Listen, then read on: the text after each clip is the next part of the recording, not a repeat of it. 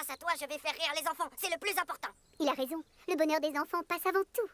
Voilà une bonne chose de faite. Ils foncent à toute vapeur vers la côte.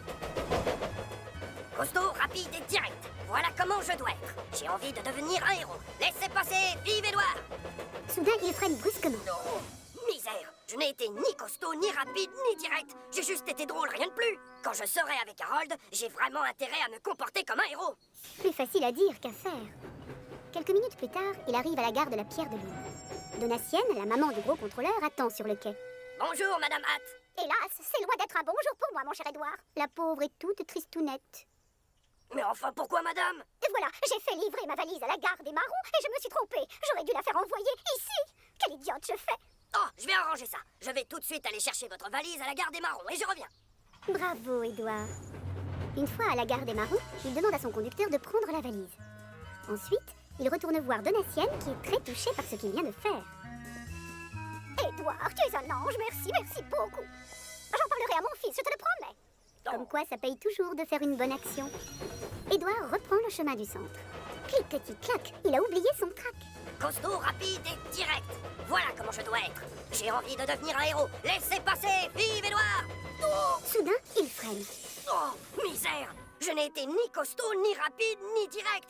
J'ai juste été serviable. Quand je serai avec Harold, j'ai vraiment intérêt à me comporter comme un héros. Et hop, il repart. Un peu plus loin, Édouard croise le chien du fermier.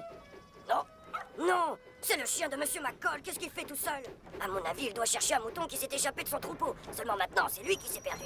En freinant, il laisse échapper un peu de vapeur et ça effraie le toutou. Oh, ça me coupe mon sifflet, il a peur. C'est la première fois qu'un chien se met à trembler quand il me voit.